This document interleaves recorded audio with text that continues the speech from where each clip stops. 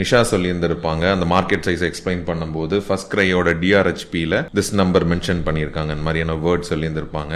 DRHP is one biggest source because ஒரு company இருக்கு, ஒரு செக்மெண்ட்ல இருக்குன்னா அவனுக்கு அவன் what and all risk he faces அதை எலாபரேட்டா போடணும் டிஆர்ஹெச்பியில். அது வந்து ஒரு ஃபவுண்டருக்கு வந்து வெரி யூஸ்ஃபுல் ஏரியா. நீங்க கோட்டே பண்ணலாம் பேஸ்ட் ஆன் டிஆர்ஹெச்பிங்கிறத நீங்க பிச்சுக்கு நிறைய ஸ்டார்ட் அப்ஸ் கோட்டே பண்ணிருப்பாங்க. ஆக்சுவலி அது வேலிட் சோர்ஸ் ஆஃப் இன்ஃபர்மேஷன். என்னோட ஒப்பீனியன் இதுல என்ன அப்படின்னா, B2B is easy to monetise or quick to monetise. Money making is sooner in B2B. எல்லாருமே வந்து இந்த எக்கோசிஸ்டமுக்கு புதுசு. இந்தியாவே it's very new to the VC mode of doing business. So அது மாதிரி அதில் ஒன் ஆஃப் த இன்வெஸ்டர்ஸ் சொல்லியிருந்திருப்பார், we will put 25 lakhs but we will lead the round மாதிரி சொல்லியிருந்திருப்பாங்க. இன்னொரு இதில் நாங்கள் லீட் பண்ண முடியாது, if someone is leading we can join மாதிரி சொல்லியிருந்திருப்பாங்க. So how that works, like why a lead investor is so important for a startup, like அந்த கான்டெக்ஸ்ட்டை மட்டும் இன்னும் கொஞ்சம் டிஃபைன் பண்ண நல்லா இருக்கும்னு நினைக்கிறேன். கண்டிப்பா கெட்டிங் ஆன்லைனாக இருக்கட்டும், உங்ககிட்ட ஷேர் பண்ணுற time. Welcome Abhishek.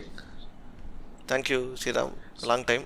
Exactly long time, long distance. இந்த வாட்டியுமே இது வரைக்கும் எபிசோட்ஸ் எல்லாம் பக்கத்தில் இருந்து பண்ணிட்டு இருந்தோம். இனிமேல் பிளான் வந்து டிஸ்டன்ஸ் ஒரு பேராமீட்டராக இருக்க வேணாம், அது ஒரு ஐடியா டு எக்ஸிக்யூஷனுக்காக அதுக்காக வெயிட் பண்ண வேணாம், ஐடியா வரும்போதே அதை எக்ஸிக்யூட் பண்ணலாங்கிற ஒரு புது இனிஷியேட்டிவாக தான் இந்த episodes. Actually thank you so much for the support.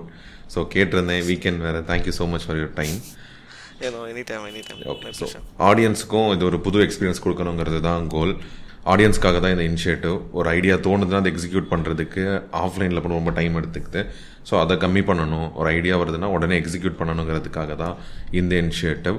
So இப்போ அபிஷேக் எனக்கு ஒரு 400-500 கிலோமீட்டர்ஸ் டிஸ்டன்ஸில் இருக்கும். இதே இன்னும் ஸ்கேலபிளாக அரௌண்ட் த வேர்ல்டு இருக்கவங்களோட கனெக்ட் பண்ணி நிறைய விஷயங்களை ஆடியன்ஸ் கொடுக்கறதுக்காக தான் இந்த இனிஷியேட்டிவ். ஸோ இந்த இனிஷியேட்டிவோட பேர் சீனியர் ஸ்கூல். ஸோ இந்த டேர்ம் வந்து ரீசெண்டாக தான் ஒரு சின்ன இனிஷியேட்டிவ், ஒரு அக்கௌண்டபிலிட்டி குரூப் ஆரம்பிக்கும் போது சீனியர் ஸ்கூல் நல்லா இருக்கேன்னு சொல்லி வச்சுருந்தேன். ஸோ சீனியர் ஸ்கூலில் நிறைய இனிஷியேட்டிவ்ஸ் பிளான் பண்ணுறோம். இப்போ ஒரு அக்கௌண்டபிலிட்டி குரூப் இருக்குது. இன்னும் the things that we do online, like ஆன்லைனில் பாட்காஸ்ட்டும் இருக்கும். இது மாதிரி shorter content like ½ hour to 45 minutes or less than 15 minutes content எல்லாமே சீனியர் ஸ்கூலுங்கிற இதில் தான் வரும். ஸோ இது சீனியர் ஸ்கூலோட first episode with our Abhishek. So இந்த எபிசோட்ஸில் வந்து we can learn about startups and start up fundraising. So எல்லா விஷயங்களுமே நம்ம லேர்ன் பண்ண போகிறோம். ஃப்ரம் ரியாலிட்டி ஷோஸாக இருக்கட்டும், வெப் சீரிஸாக இருக்கட்டும், இல்லைனா ஒரு பாட்காஸ்ட்டாக இருக்கும். ஒரு பாட்காஸ்ட்டில் பேசின விஷயங்களை நான் இன்னொரு கெஸ்ட் கூட பேசுகிற மாதிரி நிறைய விஷயங்கள் பிளான் பண்ணியிருக்கேன். ஸோ சிலிக்கான் வேலின்னு ஒரு எபிசோடு இருக்குது. சிலிக்கான் வேலின்னு சொல்லிட்டு ஒரு சிலிக்கான் வேலி பாட்காஸ்ட்னே வருது. ஆமாம், சிலிக்கான் வேலின்னு சொல்லிட்டு ஒரு வெப் சீரிஸும் இருக்குது. அந்த வெப்சீரிஸ் ரொம்ப நல்லாயிருக்கும். ஃபஸ்ட் டைம் ஃபவுண்டர் பண்ணுற மிஸ்டேக்ஸ்லேருந்து ஆரம்பித்து நிறைய விஷயங்கள் சொல்லியிருப்பாங்க. Don't tell the revenue, just talk about valuations, அது மாதிரி நிறைய ஃபன்னியான திங்ஸ்லாம் அதில் இருக்கும். ரொம்ப ரியாலிட்டியாகவும் இருக்கும். அதை பற்றிலாம் கூட பண்ணலான்னு மாதிரி பிளான். ஸோ இந்த சீரீஸ் அபிஷேக் கூட பண்ணுறது வந்து ஸ்டார்ட் அப் சிங்கம். ஸோ அது வந்து மெயின் ஸ்ட்ரீமாக இப்போ போயிட்டுருக்கு. விஜய் டிவியில் லைவாக இருக்குது, ஹாட் ஸ்டார்லையுமே இருக்குது.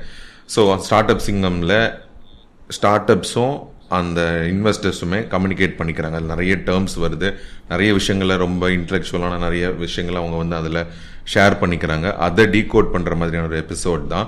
ஸோ நான் இது வரைக்கும் இருந்த மாதிரியே காமன் பீப்புளை ரெப்ரசென்ட் பண்ணுற மாதிரி என்னோட கேள்விகளோடு இருப்பேன். I will bring an expert to talk about it. So இந்த ஸ்டார்ட் அப் சிங்கம் சீரீஸில் me and Abhishek will continue and we have plan other things to பாட்காஸ்ட்டுமே பிளான் பண்ணியிருக்கோம். ஸோ ஸ்டார்ட் அப் சிங்கமில் ஃபஸ்ட்டு சீசனில் ஃபஸ்ட் எபிசோட் தான் இன்றைக்கி டீகோட் பண்ண போகிறோம். லைக் எல்லா எபிசோட்லேயும் 3 ஸ்டார்ட் அப்ஸ் வருவாங்க. ஸோ இந்த வாட்டி கோட் ரோபோட்டிக்ஸ் வந்திருப்பாங்க, ஆரிடோ டாய்ஸ் வந்திருப்பாங்க, ஸ்பேஸ்மேன் கிராஃப்ட் வந்திருப்பாங்க. 3 பேருமே நிறைய விஷயங்கள் இன்வெஸ்டர் கூட கம்யூனிகேட் பண்ணியிருப்பாங்க. எனக்கு தெரிஞ்ச அந்த விஷயங்கள் எல்லாமே ஆன்லைனில் ஃபஸ்ட் டைம் வருது இந்த தமிழில், இதுதான் நினைக்கிறேன். ஸ்டார்ட் அப்பாக இருந்தாலுமே ஃபண்ட் ரைசிங் அப்போ என்னென்ன பேசிப்பாங்கிற விஷயம் நிறைய இருந்துச்சு. ஸோ அதை டீகோட் பண்ணுறது பி மச் ஹெல்ப்ஃபுல்னு சொல்லிட்டு தான் அந்த எபிசோட் பிளான் பண்ணுறேன். ஸோ அபிஷேக், அப்போ நம்ம ஸ்டார்ட் பண்ணிடலாம். So it's wonderful initiative. It's going to help நிறைய பேருக்கு ஹெல்ப்ஃபுல்லாக இருக்க போது. ஏன்னா நம்ம பாட்காஸ்ட் பண்ணியிருக்கும் போதே நிறைய பேர் வந்து டேர்ம்ஸ் நிறையா புரியல, நிறையா பேசுகிறீங்க அப்படிங்கும்போது சொன்னாங்க. அண்ட் ஈவன் ஸ்டார்ட் அப் சிங்கம்லேயுமே வந்து இப்போ ரீசெண்டாக தான் ஷார்க் டேங்க்கில் வந்து என்ன பண்ண ஆரம்பிச்சிட்டாங்கன்னா அந்த எக்ஸ்பிளைனர்ஸ்லாம் போட ஆரம்பிச்சிட்டாங்க. So I think explainers are very important for common audience. ஏன்னா ஒரு மாஸ் ஆடியன்ஸ் ரீச் ஆகணும்னா அவங்க பேசுகிற டேர்ம்ஸ் எல்லாத்துக்கும் புரியணும். So amazing initiative and leveraging technology, like இந்த மாதிரி ஒரு செட்டப்பில் பாட்காஸ்டிங் பண்ணுறது தான் I think obviously future. So fantastic and it's a privilege you are starting with me. Thank you for me. So ஆமாம், நீங்கள் சொன்ன மாதிரி நம்ம பாட்காஸ்ட்லேயும் சொன்ன மாதிரி லெவரேஜ் வந்து டெக்னாலஜி தான். ஸோ அதை லெவரேஜ் பண்ணாமலே ஆல்மோஸ்ட் 2 years போயிடுச்சு. So it's been in mind for lot of time. So இப்போ தான் அது ரியாலிட்டி ஆயிருக்கு. ஆமாம். ஸோ ஃபர்ஸ்ட் சீசனில் ஃபர்ஸ்ட் எபிசோடில் ஆரியரோ டாய்ஸ் தான் வந்திருந்தாங்க. தே ஆர் ஆல்சோ ஃப்ரம் கோயம்புத்தூரில். ஆமாம். ஸோ அவங்க தான் ஃபர்ஸ்ட் வந்திருந்தாங்க. So Vasanth and Nisha actually. So அவங்க வந்து ஆரியரோ டாய்ஸ் வந்து காமனாக எல்லாத்துக்கும் தெரிஞ்சிருக்கும்னு நினைக்கிறேன். At this point of time தெரியலைன்னா they have been into wood and toys for childrens தான். ஸோ அவங்க அதுதான் பண்ணிகிட்டு இருக்காங்க. ஸோ அவங்க ரொம்ப பிக்சர் ரொம்ப நல்லா அழகாக இருந்துச்சு. இன்வெஸ்டர்ஸ் நிறைய கேள்வி கேட்டிருந்தாங்க. ஸோ இது நான் எனக்கு பர்சனலாக அது ரொம்ப கனெக்ட் ஆனது என்னென்னா, நிஷா சொல்லியிருந்திருப்பாங்க அந்த மார்க்கெட் சைஸை எக்ஸ்பிளைன் பண்ணும்போது ஃபர்ஸ்ட் கிரையோட டிஆர்ஹெச்பியில் திஸ் நம்பர் மென்ஷன் பண்ணியிருக்காங்க. அந்த மாதிரியான வேர்ட் சொல்லியிருந்திருப்பாங்க. அது சம்திங் பர்சனல் டு மீ. ஏன்னா I got mentored from a காய்.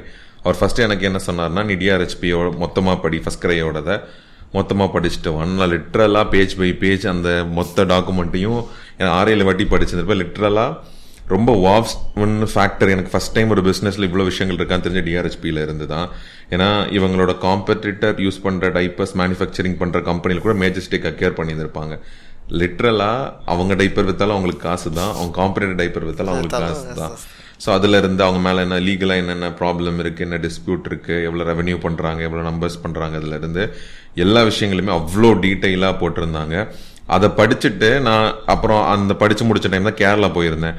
அங்கே ஒவ்வொரு பேபி ஸ்டோரும் பார்க்கும்போது என்னால் ரிலேட் பண்ணிக்க முடியுது. எவ்வளோ பெரிய மார்க்கெட் இருக்குது, அவங்க ஸ்கேலபிளாக பண்ணுறாங்க. ஒவ்வொரு ஊர்லேயும் நாகர்கோயிலுமே சின்ன சின்ன ஸ்டோராக இருக்குது தனித்தனியாக, அதெல்லாம் சேர்த்து அவ்வளோ பெருசாக பண்ணுறாங்கன்னு சொல்லிட்டு த பெர்ஸ்பெக்டிவ் ஐ சி திங்ஸே மொத்தமாக மாறிச்சு அந்த டிஆர்ஹெச்பி. ஸோ அவங்க ஒரு வார்த்தையில் சொல்லிட்டு போயிட்டாங்க. ஸோ லைக் ஸ்டார்ட் அப் பெர்ஸ்பெக்டிவில் இப்போ மார்க்கெட் ஷேர்லாம் தெரிஞ்சுக்கணுன்னா டிஆர்ஹெச்பி ப்ரிப்பேர் பண்ணும்போது they have been working with bigger firm to take the நம்பர்ஸில்.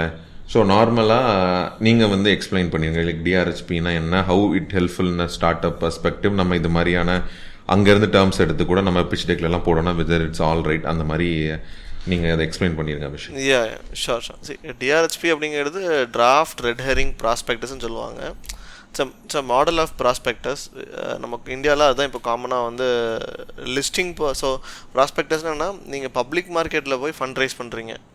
இப்போ எப்படி நீங்கள் ப்ரைவேட் மார்க்கெட்டில் பண்ணும்போது பிச் டெக் அப்படின்னு ஒன்று பண்ணி இன்வெஸ்டர் கொடுக்குறீங்க இல்லையா, அதே மாதிரி நீங்கள் பப்ளிக் மார்க்கெட்ஸில் போய் ரைஸ் பண்ணும்போது நீங்கள் வந்து you to every company which wants to rice பண்ணி ஃப்ரம் பப்ளிக் மார்க்கெட், அதாவது ஸ்டாக் எக்ஸ்சேஞ்ச் ஐபிஓன்னு சொல்லுவாங்க, பப்ளிக் ஆஃபர்னு சொல்லுவாங்க.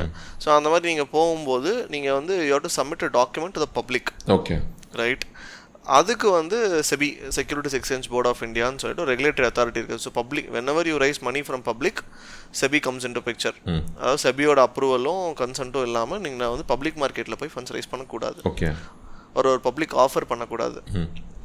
ஓகே. ஸோ ஐ மீன் இதுவுமே நான் நிறைய பேத்துக்கு வந்து சீன் நம்ம ஃபியூ அட்வைசரி கிளைண்ட்ஸ் பண்ணியிருக்கோம். என்னென்னா ஒரு கிளைண்ட் வந்து என்ன பண்ணியிருந்தாங்கன்னா நியூஸ் பேப்பரில் ஆடு கொடுத்துருந்தாங்க, இன்வெஸ்டார் தேவை அப்படின்னு சொல்லிட்டு. ஓகே, ஸ்டார்ட் அப்புக்காகவா?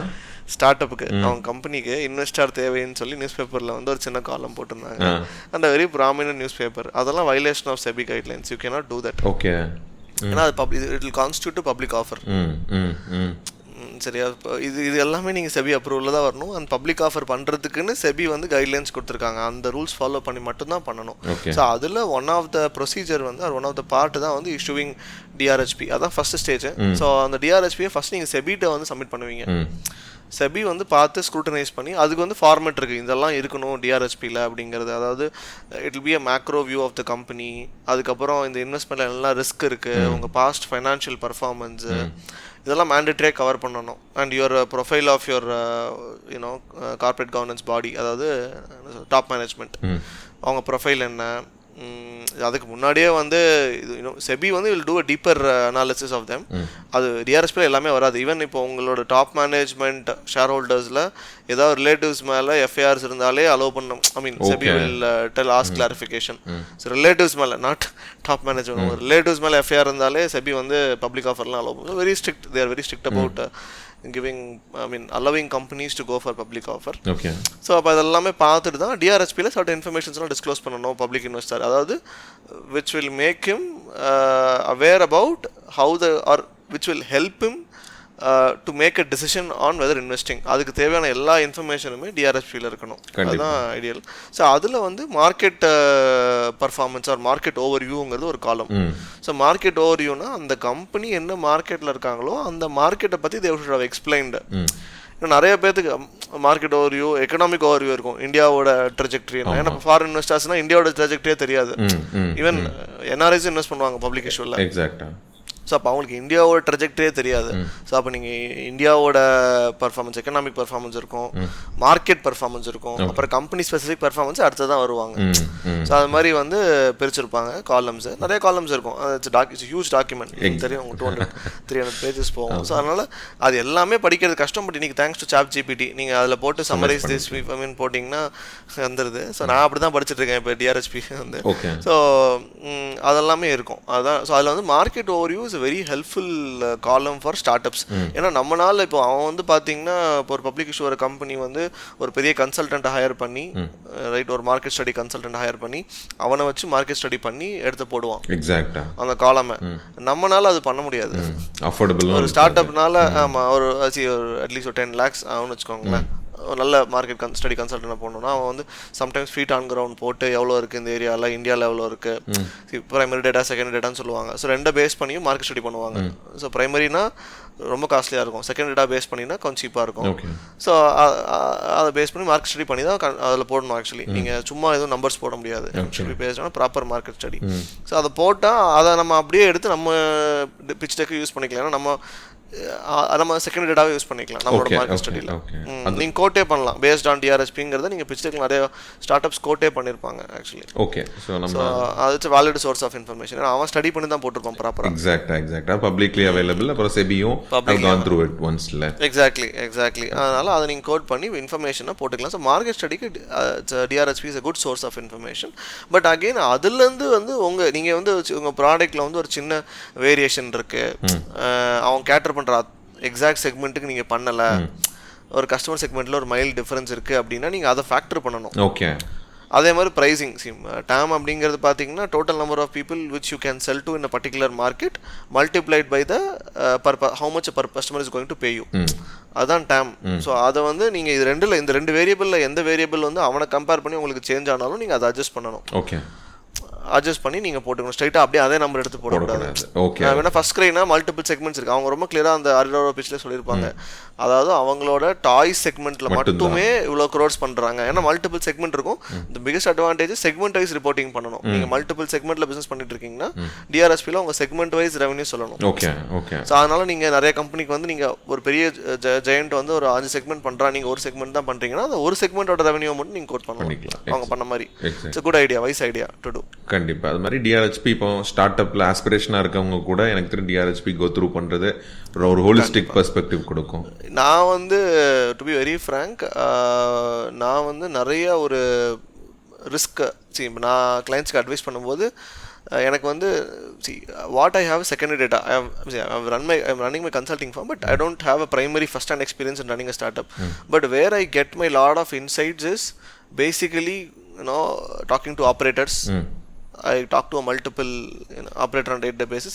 Second is one source is huge source is DRHP. ஏன்னா ஒரு DRHP எடுத்து பார்த்தீங்கன்னா second source I would say podcast. So one talking to operators like you and other founders. Second source would be இது podcasting, because podcasting gives you a lot of value for free. Exactly. Right. And third should be probably reading such documents. அதுக்கப்புறம் நிறைய insightful ஜேர்னல்ஸ்லாம் இருக்குது, திக்கென், அதுக்கப்புறம் morning கான்டெக்ஸ்ட்லாம், அதுவும் ரொம்ப இன்சைட்ஃபுல்லாக இருக்கும். So இதுதான் என்னோட primary source of information, using which actually I am doing what I am doing. So அதனால் இதில் வந்து the DRHP is one biggest source. Because சூப்பராக வந்து அதில் வந்து ஒரு கம்பெனியோட ரிஸ்க்கை வந்து அப்படியே வந்து இது பண்ணியிருப்பாங்க, பிளாட்டரில் போட்டு கொடுத்துருப்பாங்க. ஒரு கம்பெனி இருக்குது, ஒரு செக்மெண்ட்டில் இருக்குன்னா அவன் what and all risk he faces அதை எலாபரேட்டாக போடணும் DRHPயில். அது வந்து ஒரு ரொம்ப ஒரு ஃபவுண்டருக்கு வந்து வெரி யூஸ்ஃபுல் ஏரியா. ஏன்னா நீங்கள் வந்து ஒரு எனி வெஞ்சர் யூ டூ, உங்களுக்கு வந்து you will always be aspiring or thinking only about if this works out how much money I am going to work. அதுதான் உங்களோட இதுவாக இருக்கும் ஃபிட். ஸோ பட் ஆனால் அதுக்கு முன்னாடி உங்களுக்கு தெரிய வேண்டியது, இதை பண்ணும்போது what and all challenges you're going to face. அதில் வந்து if you're a first time founder you will have very little clarity. Actually sorry, அந்த DRHPயில் இது கூட போட்டிருப்பாங்க, என்னென்ன கேஸ் இருக்குது, எங்கெங்கே நடந்துட்டு இருக்கு அந்த கேஸ், என்னென்ன அலிகேஷன்ஸ்ல அவங்க இருக்காங்கன்னு கூட போட்டிருந்தாங்க. எக்ஸாக்ட்லி. எல்லா ரிஸ்க்குமே போட்டிருக்கணும். 100 அதான் வந்து செபியோட one of the main guidelines is very useful for founder. நீ ஃபேஸ் பண்ணுற எல்லா ரிஸ்க்குமே போட்டுரு. எக்ஸாக்ட். அதையெல்லாம் பார்த்ததுக்கப்புறமும் அவன் இன்வெஸ்ட் பண்ணணும். நிறைய கம்பெனி போட்டிருப்பான், இல்லை ஷாக்கிங். யாருமே ஐ திங்க் லைக் நான்லாம் யோசிச்சிருக்கேன் நிறைய டைம், இதெல்லாம் படித்து பார்த்துமா இன்வெஸ்ட் பண்ணுறாங்க அப்படின்னு. இப்போ ஜொமேட்டோவோட ஐபிஓவில் அவன் போட்டிருப்பான், அந்த கம்பெனி மே நெவர் டர்ன் ப்ராஃபிட்டபிள் அப்படின்னு ஒரு ரிஸ்க் போட்டிருக்கான் அவன். ஏன்னா ப்ராஃபிட்டபுளாக அது பேர் சேரிட்டிடா, கம்பெனியே கிடையாது, பிஸ்னஸே கிடையாது இல்லையா. நாட் டு யூனோ, பட் நிறைய கம்பெனி போட்டிருக்காங்க அந்த மாதிரி ஸ்டார்ட் அப் ஐபிஓவில். நீங்கள் சொன்ன மாதிரி ஒரு இன்ஃபார்ம் டிசிஷன் எடுக்கணும். அவங்க நார்மலாக ஒரு ஐபிஓ வருதுங்கிறதுக்காக பஸ்ஸும் நியூஸும் லைக் பாட்காஸ்ட் எல்லாமே இன்ஃப்ளூயன்ஸ் பண்ணும் at some point of level. கண்டிப்பாக அந்த எந்த இன்ஃப்ளூயன்ஸும் இல்லாமல் they have to make inform டிசிஷனுக்காக தான் அந்த டிஆர்ஹெச்பியில். ஆமாம், இது சொல்லவே மாட்டாங்க. அது கம்பெனி மேட் டர்ன் ஏன் அப்படின்னு சொல்லியிருப்பான். அதை நீங்கள் வந்து இது வந்து ஹெட்டிங்காக போட்டுட்டு ஏன் அந்த company will never turn profitable அப்படிங்கிறத ஒரு ரைட்டப்பும் கொடுத்துருப்பான் ஒரு 3-4 லைன்ஸில். ஸோ அதுவும் இட்ஸ் ஹியூஜ். ஐ மீன் அதை படிச்சுட்டு எனக்கு வந்து மனசே ஒத்துக்கல. இதை பார்த்துட்டுமே வந்து அப்போ தான் தெரிஞ்சது, ஏன்னா ஒரு conservative investor will never invest if such a risk is given. That's a new type of risk I think you know I am seeing nowadays. ஏன்னா இதெல்லாம் பழைய ஐபிஓலாம் இல்லை. ஃபஸ்ட் ஐபிஓ மாடல் என்னென்னா நீங்கள் வந்து ப்ராஃபிட்டபுளாக இருந்தால் தான், ப்ராஃபிட்டபிள் டெமான்ஸ்ட்ரேட் பண்ணால் மட்டும்தான் ஐபிஓ போக முடியுங்கிற இந்தியாவில் சுச்சுவேஷன் இருந்துச்சு. ஐ திங்க் ரீசெண்டாக ஒரு 4-5 years முன்னாடி தான் they brought in a second SEBI brought in a second model of going for IPO where institutional investors back you up. Okay. அதாவது பெரிய இன்வெஸ்டர்ஸ் ஆங்கர் பண்றாங்க, பெரிய இன்ஸ்டிடியூஷனல் இன்வெஸ்டர்ஸ் பேக் பண்றாங்கன்னா நெட்வொர்த் கிரைட்டீரியால உள்ள போலாம் அப்படின்னு ஒரு புது இது கொண்டு வந்தாங்க கைட்லைன்ஸ். அதுக்கு முன்னாடி வரைக்கும் ப்ராஃபிட்டபிலிட்டி இல்லைன்னா உள்ளே ஐபிஓவே போக முடியாது. ஸோ அந்த மாதிரி தான் இந்தியாவில் லாஸ் இருந்துச்சு. So recently 5-6 years back it got amended. Thankfully, all the startups are now able to go to IPO even without demonstrating profitability in India. Exactly. So next விஷயம் நம்ம ஆரியோரா டாய்ஸில் பேசினது அந்த அக்ரிமெண்ட் பற்றி, போஸ்ட் நப்ஷியல் அக்ரிமெண்ட் பற்றி பேசியிருந்தாங்க. Like நீங்கள் husband ஒய்ஃபாக இருக்கீங்க, if not like whatever life brings இன்ல. ஸோ இஃப் தேட் ஹேப்பன்னா what the agreement on building the business டுகெதர்னு. ஏன்னா இன்வெஸ்டர் வந்து put money they are also at risk. இல்லை பர்சனல் விஷயங்கள்னால கம்பெனி எந்த பிரச்சனையும் வந்துடக்கூடாது. இந்த அக்ரிமெண்ட் பற்றி பேசியிருந்தாங்க. ஸோ சொல்லும் போதுமே ஷோராக சொல்லியிருந்திருப்பாங்க, if you are coming in you have to sign the agreement மாதிரி. இதே சொல்லுவாங்க லைக் அவங்க சொல்லியிருப்பாங்க we have plans for both. நாங்கள் ரொம்ப ஸ்ட்ராங்காக இருந்தாலும் if it needed we can agree to have a agreement on that மாதிரி சொல்லியிருந்திருப்பாங்க. இது லைக் காமனாக ஃபவுண்டர்ஸ் கோ ஃபவுண்டர்ஸ் எல்லாருமே பண்ணிக்கிறதா இல்லை லைக் இது இல்லைன்னா இது மாதிரி ரிலேஷன்ஷிப்ஸில் இருக்கிறவங்களுக்கு மட்டுமானதா? அந்த actually what the agreement means actually? இல்லை, agreement is post-nuptial agreement is very common in Western countries. Okay. Not much in India so far. But yeah, again, the wealthiest of wealthiest are signing it, even in India. Okay. என்னன்னா பேசிக்காக இப்போ if at all something goes wrong in your marriage, how would you divide your assets and liabilities is basically something your post-nuptial, pre-nuptial, கல்யாணத்துக்கு முன்னாடி பண்ணால் ப்ரீநப்ஷியல், கல்யாணத்துக்கு அப்புறம் பண்ணால் post நப்ஷியல். அவ்வளோதான். ஓகே. இது doesn't to anything with companies and stuffs. இது வந்து பர்சனலான ஒரு விஷயம் தானா? இல்லை, இது பர்சனல். உங்கள் அசெட்ஸ் அண்ட் லைபிலிட்டிஸ் எப்படி பிரிச்சுப்பீங்க? Okay.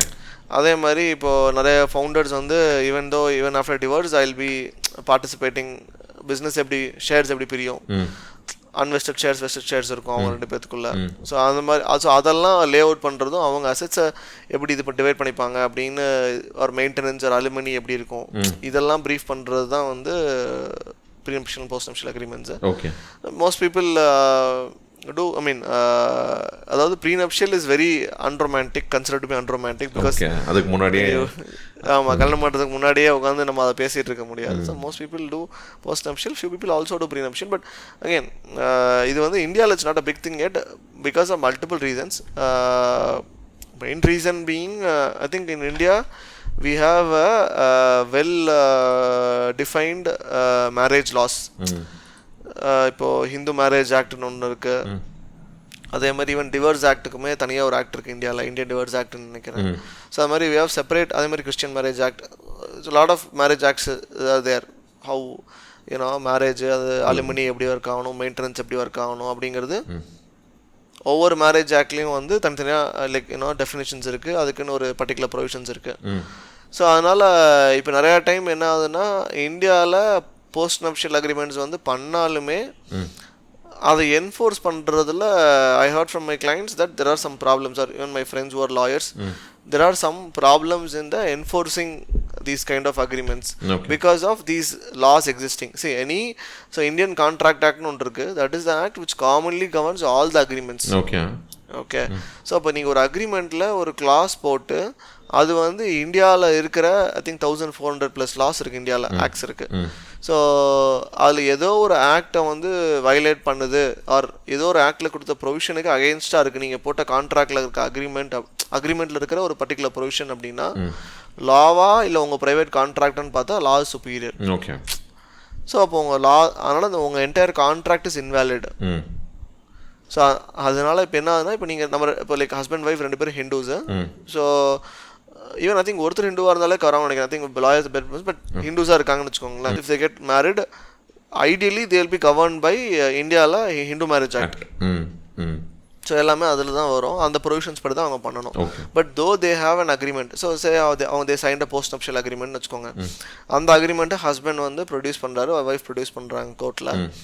And one of the terms in the post-nuptial agreement is against the law. What law says. Okay. நான் மெயின்டெனன்ஸே கொடுக்க மாட்டேன் அப்படின்னு ஒரு எழுதியிருந்தால், and if the judge finds it violating the Indian law, the judge can tell the entire agreement is void, means it is not enforceable. Okay. You will have to follow what the directions of the court is அப்படிங்கிற மாதிரியும் நிறைய judgements போகுது அப்படிங்கிறது தான் காட்டணும். So இந்தியாவில் இது ஒரு வைட் மெயின் ஸ்ட்ரீமாக இதை ஃபாலோ பண்ணுறது இல்லை யாரும். But it is a common thing between two. But யூஎஸ்லேயா இருக்கட்டும், லைக் அதர் கண்ட்ரீஸில் it is very highly regarded because the marriages are so அதனால it's highly followed. Prenuptial and postnuptial is a very common thing, but not in India. Okay. So at least maybe not in the early stages of funding. Probably in the late stage. Okay. Like in the ecosystem, VC ecosystem kulla they are demanding at some point la. Probably the late stages yes, but in the early stages no. Generally no. Pre-seed pre-series எல்லாம் பெருசாக இல்லை. ஏன்னா அப்போ உங்கள் வெல்த்துமே பெரிய லெவலில் ஒன்றும் இருக்காது. See, what valuation of the company மிஞ்சி போனால் ஒரு 50 கோடி அவ்வளோதான் இருக்க போகுது. ப்ரீ சீரீஸே வரும்போது 100 crores தாண்டுன்னு வச்சுக்கோங்களேன். ஸோ அப்போ அந்த டைமில் என்டர் ஆகிறது இட் மேக்ஸ் கண்டிப்பாக இது. பட் ப்ரீ-சீடில் வந்து I mean the lawyer will charge, I mean right, the fees of a lawyer will be definitely much this. And ஏன்னா நீங்கள் ப்ராப்பராக டிராஃப்ட் பண்ணணுன்னா the lawyer should be a very informed person of good knowledge in the space. Not anybody can draft this kind of agreements. Okay. அதனால் proper லாயர்கிட்ட நம்ம போனோம் அப்படின்னா his fees itself will be a significant amount. So in the early stages it is not viable is what generally investors feel. Okay. But few investors also do insist. ஏன்னா அதில் அவங்க ஸ்ட்ரிக்டாக கேட்டு இருந்திருப்பாங்க. If it's so you have to sign it மாதிரியான ஒரு word இருந்திருக்கும். ஒரு ஹஸ்பண்ட் அண்ட் ஒய்ஃபாக ஒரு விஷயங்களை பில் பண்ணுற டைமில் this are the concern that may arise in the latest stage. கண்டிப்பாக. ஓகே. ஸோ அது மாதிரி ஆரிரோ டாய்ஸ் வந்து அவங்களோட வேல்யூவேஷன் சொல்லியிருந்திருப்பாங்க, லைக் 25 crores வேல்யூவேஷன் சொல்லியிருந்திருப்பாங்க. ஸோ அதில் 6 crores வந்து அவங்க ஆஸ்காக இருந்திருக்கும். அப்போ ஒரு இன்வெஸ்டர் கேட்டிருந்திருப்பார், ஒரு நான் டெக்னிக்கல் பிஸ்னஸ்க்கு வந்து 4x சொல்கிறது ரொம்ப ஜாஸ்தியாக இருக்குது, இதை நீங்கள் எப்படி ஜஸ்டிஃபை பண்ணுவீங்கன்னு மாதிரியான ஒரு கேள்வி வந்திருக்கும். ஸோ அவங்க முன்னாடி நம்பர் சொல்லியிருந்திருப்பாங்க. FY24 3.3, FY25 6.5 to 6.25 மாதிரி சொல்லியிருந்திருப்பாங்க. தேர் அப்போ 6.5 to 7 பண்ணுறோம் அப்படின்னா ஒரு 3x பண்ணியிருக்காங்க. தேர் ஆஸ்கிங் ஃபார் 4x மாதிரி கேட்டிருந்திருப்பாங்க. அப்போ அவங்க சொல்லியிருந்திருப்பாங்க நீங்கள் எப்படி அதை ஜஸ்டிஃபை பண்ணுறீங்கன்னு. ஸோ நான் டெக்னிக்கல் பிஸ்னஸ் வந்து இவங்க 3x போன வருஷம் பண்ணியிருக்காங்க, அப்போ 3x தான் எடுப்பாங்களா? Like how that works actually?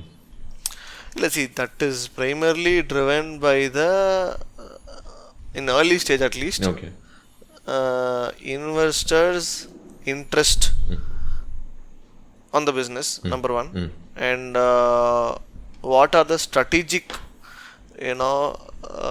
moves the company has demonstrated in the past, how fast they have managed to grow to the extent, how they are keeping up with the same pace, what strategies do they have in place to continue the same growth rate, right? and probably also the market conditions at the time of negotiations. No. So I think இப்போ ரீசெண்டாக பார்த்தீங்கன்னா market the public market valuations are not that great, so you can always go and refer back to இப்போ first கிரை தான் அவங்க main public market கம்பேரபிளாக வச்சாங்க. So இப்போ first கிரையோட revenue multiple என்னன்னு பார்க்கலாம் பப்ளிக் மார்க்கெட்ஸில். ஸோ அதுவே நல்லா டீசெண்டாக இருக்குது, 4x இருக்குது. there are times when even public market companies get good multiple in terms of their market cap to revenue. So I think இவங்க பேசுகிற டைமில் 2.2 to 3x வந்துருக்கும்னு நினைக்கிறேன் ஃபர்ஸ்ட் கிரை மார்க்கெட்டில். ஓகே. ஸோ அதுவே ஜாஸ்தியாக இருக்குது அப்படிங்கும்போது you can comfortably tell FirstCry is enjoying this, I want this அப்படின்னு சொல்லலாம். இல்லை அதே மாதிரி as you grow in size revenue அப்படிங்கும்போது உங்கள் multiple will come down, revenue multiple as such will come down. And therefore early stages of the companies will have a higher multiple. It's well understood. The early companies, I mean சின்ன கம்பெனிக்கு வந்து multiple revenue multiple கொஞ்சம் public market கம்பெனிஸோட ஜாஸ்தியாக தான் இருக்கும். But ரொம்ப ஜாஸ்தியாக கொடுக்க முடியாது, பட் கொஞ்சம் ஜாஸ்தியாக இருக்கும். 1 to 2x ஜாஸ்தியாக இருக்கிறது இட்ஸ் லைக் காமன், ரொம்ப காமன். ஸோ அதனால் இந்த ஃபேக்டர்ஸ் நிறைய ஃபேக்டர்ஸ் இருக்குது. இதெல்லாம் தான் few major factors. So market condition இன்னும் ஸோ அதான் சொல்கிறேன், நீங்கள் வந்து இந்த மல்டிபிள் அப்படிங்கிறது பார்த்தீங்கன்னா it is a negotiating area. Okay right. So ஒரு பொருளை வந்து இப்போ நான் வந்து பையர், நீங்கள் செல்லர் அப்படின்னா என்னோட இன்ட்ரெஸ்ட் வந்து இந்த பொருளுக்கு வந்து இவ்வளோதான் வேல்யூ அப்படின்னு நான் ஒரு பையராக நான் ஒரு பர்செப்ஷன் கிரியேட் பண்ணியிருப்பேன். நீங்கள் செல்லர். ஓகே. ஸோ நீங்கள் வந்து உங்களுக்கு தெரியும் உங்கள் காஸ்ட் ஆஃப் மேனுஃபேக்சரிங் என்ன எல்லாம் தெரியும். ஸோ அப்போ அதை பேஸ் பண்ணி ஐ வில் டெல் என்னோட பர்செப்ஷன் வந்து உங்கள் பொருளுக்கு வந்து 20 ரூபாய்க்கு மேலே மதிப்பில்லைங்க அப்படின்னு நான் சொல்லுவேன்.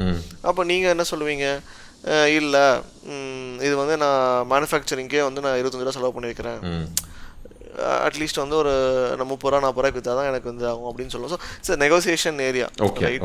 ஸோ அதே மாதிரி தான் ஈக்விட்டி ஃபண்ட் ரைசிங்கில் multiple is a negotiating area where they find the investor and the startup will find a mid ground and purely based. So the startup will generally highlight all its merits. The investor will be a critic. Exactly. And see, but நீங்க merit சொல்லும்போது investor will always know, oh this guy is outperforming others. If you are really doing meritocracy, உண்மையாவே merit இருக்குது அப்படின்னா he will realize. See, they are also smart people. They have spoken to multiple other startups before talking to you. So நீங்கள் moment you tell your merits and if it's very unique compared to other companies in your space, அவனுக்கும் புரிஞ்சிரும், okay this guy is good, but still he will be a critic. கண்டிப்பா. And he will not try to extract the best from and yeah, right. So அதனால அவன் கிரிட்டிக்காக இருந்து சொல்லுவான், but he will always understand and that will change his perception of your value. Every time you give a justification, அவன் கிரிட்டிக்காக வந்து உங்களுக்கு பதில் சொல்கிறனால உங்களுக்கு வந்து நீங்கள் டிமோட்டிவேட் ஆக வேண்டாம். That is his job basically. Exactly. But you have to highlight how better you are doing than your peers, how soon you can become profitable. இதெல்லாமே ஒரு இது எனக்கு வந்து I'll hit profitability in another 3 months 4 months. இதெல்லாம் அவங்க மெரிட்டாக சொல்லலாம். ஏன்னா உங்கள் ஸ்பேஸில் வந்து அவனுக்கு தெரியும், ஓகே ஒரு D2C பிராண்டுனா ஃபஸ்ட்டு ஒரு 24 months to 36 monthsக்கு வந்து ப்ராஃபிட்டபிலிட்டி இருக்கிறது கஷ்டம். அது மாதிரி அவனுக்கு ரியாலிட்டி தெரியும், தெரிஞ்சுட்டு தான் அவங்களை கேள்வி கேட்குறான். ஸோ அப்போ நீங்கள் சொல்லும்போது and you are beating, if you understands that okay you are working in a way which is much superior to all your other peers in the same industry na avanukku purinjale he will be okay with giving you the valuation you are needing or the multiple which you are asking for. Okay. So avan critic pannalume we should be always telling how we are different. So the idea is you should know your industry well. Exactly. அவங்க வந்து that is where everything comes. ஹோப்ல business பண்றாங்களா இல்ல they know the reality well அங்க பாக்குறது தான் critic. Exactly. நீங்க அந்த critic, so if you know it well it's easy. Critic வார்த்தை நல்லா இருந்துச்சு. ஏன்னா இந்த எபிசோட்லயே லைக் இந்த எபிசோட் ஃபுல்லாவே அவங்க நிறைய கிரிட்டிக் பண்ணி இருந்திருப்பாங்க. ஸோ அவங்க இதில் கடைசியாக இருந்த ஒரு விஷயம் வந்து என்ன கேட்டிருந்திருப்பாங்கன்னா நீங்கள் B2Bயும் ரீட்டைலும் பிளான் பண்ணுங்கன்னு மாதிரி சொல்லுவாங்க. ஸோ இங்கே தான் சின்ன ஒரு கான்ஃப்ளிக்ட் வருதுன்னு வச்சுக்கோங்க. ரொம்ப காமன் ஒரு ஆஸ்பிரேஷனல் இல்லைனா those have started D2C brand அந்த பெர்ஸ்பெக்டிவில் இதுதான் அவங்க கேள்வியாக இருக்கணும்னு நினச்சி கேட்குறேன்.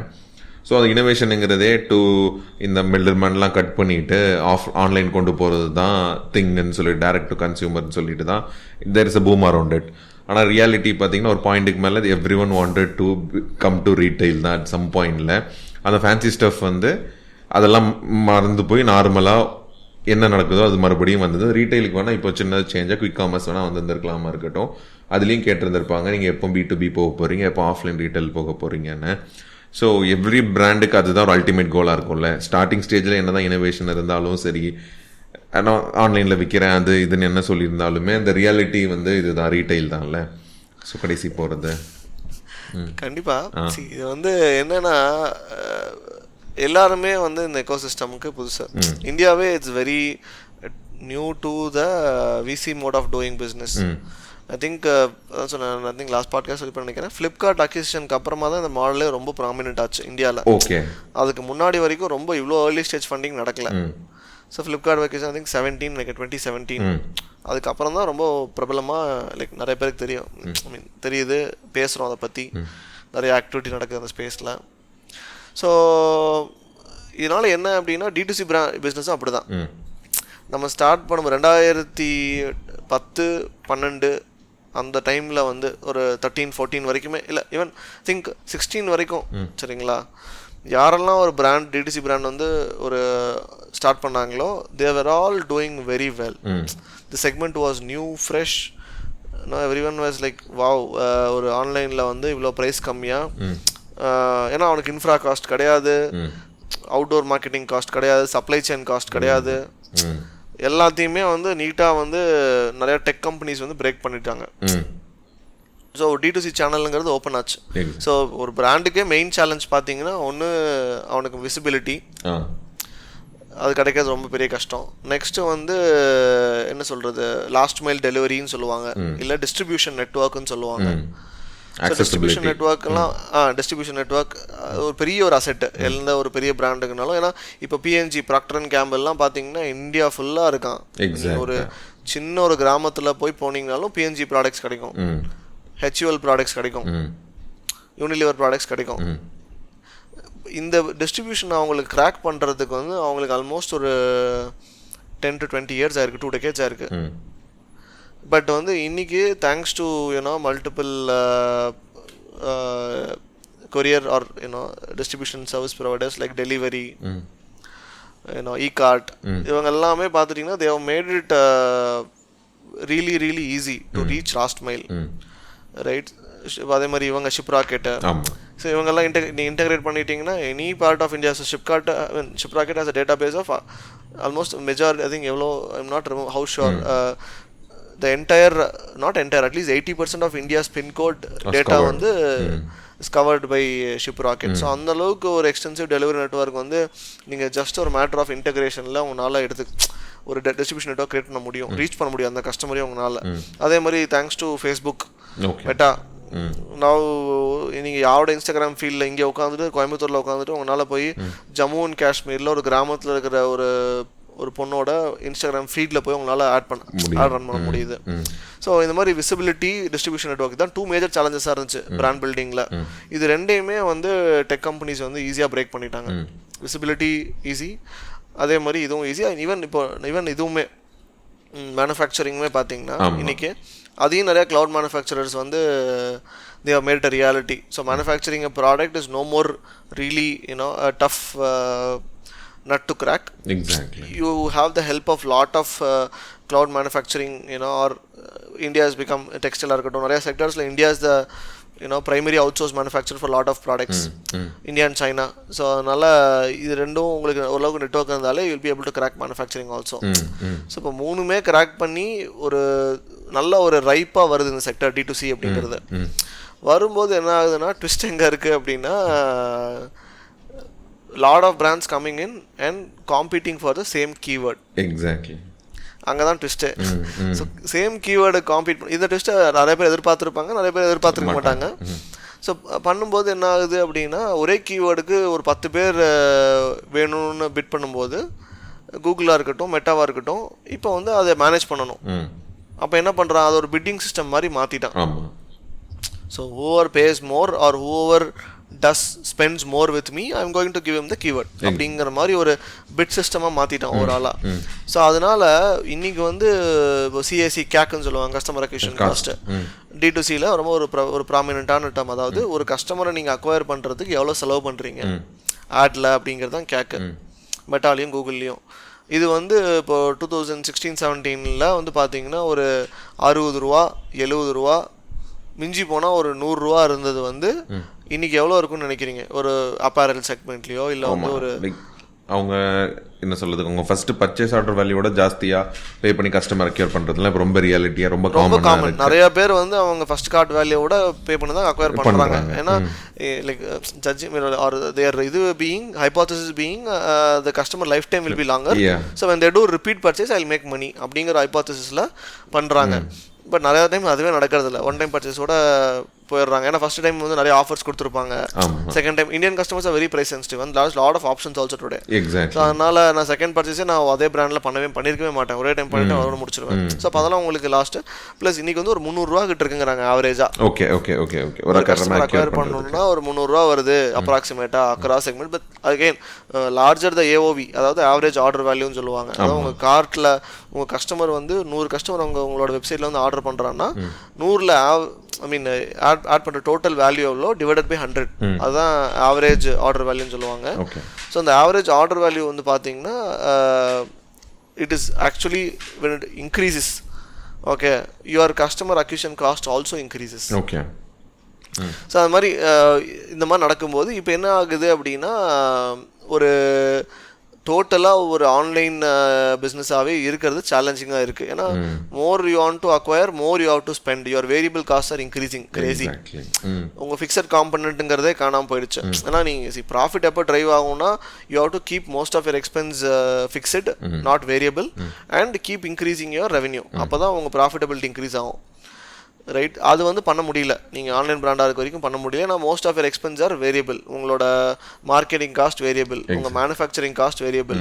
இப்போ இதுவுமே பார்த்தீங்கன்னா வேரியபிள் மாதிரி ஆகிப்போச்சு. இது அக்யூசிஷன் இல்லை, இது fulfilment cost. Okay okay okay okay. ஏன்னா அதுவுமே நிறைய அவுட் சோர்ஸ் தான் பண்ணுறாங்க. ஷிப் ராக்கெட் அவங்களாம் கொடுக்கும்போது அவன் பர் யூனிட்ல தான் வாங்குறான். ஆமாம் ஆமாம், டோட்டலாக வாங்குறது இல்லைன்னு வச்சுக்கோங்களேன். ஸோ அதனால் இதுவுமே சேலஞ்ச் ஆகி போச்சு. ஸோ 3 காஸ்ட்டுமே வேரியபிளாக வச்சதுன்னா உங்களுக்கு மார்ஜினே நிற்கிறது இல்லை சம்டைம்ஸ்.